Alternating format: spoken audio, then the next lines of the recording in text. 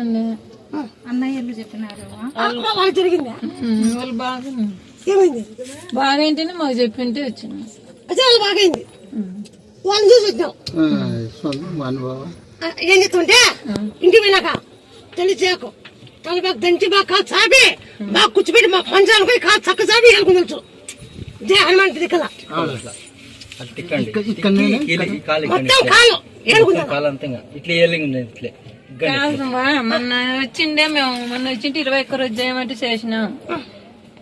తిక్కల మళ్ళానా తిక్కలది కాలు తిక్కల తిక్కల తొలిచాకు తలబాకు ఉంటే కప్పు దంచాల వాటి కప్పురం 3 ఏళ్ళ. మీకేమైనా కొంచెం మార్పు ఉందా? సరసలేదంటున్నారు. రుద్దినప్పుడైతే బాగా కాళ్ళు ముచ్చుకునేవాడు కాదు, చెక్కలు ముళ్ళు వేసుకొని కూర్చొని బాగా ఇది చేస్తాండేవా. మధ్యలో ఏం జరిగిందంటే ఒంటికి పైపు ఉంది కదా, ఒంటికి పైపు ప్రాబ్లం వచ్చి మేము హాస్పిటల్కి వెళ్ళినాము. హాస్పిటల్లో ఒక 5 days 5 రోజులు అక్కడే ఉన్నాము.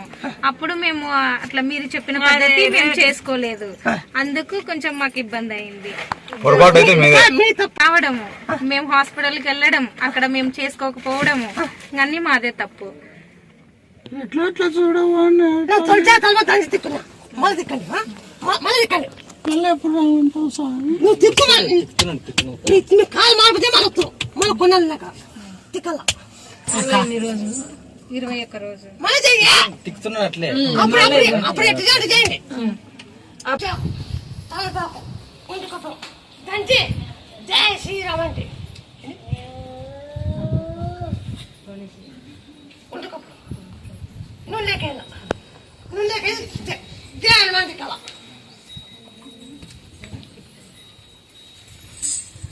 బంకీరాకు ఎల్లిపాయి మిరియాలు ఉప్పు దంచి తాపల పాలలో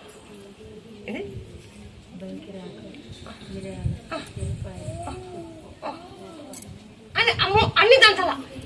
బంకీరాకు ఎల్లిపాయి మిరియాలు ఉప్పు అన్ని దంచాల. దంచి మేకపల్లిలో వాయిలేస్తండి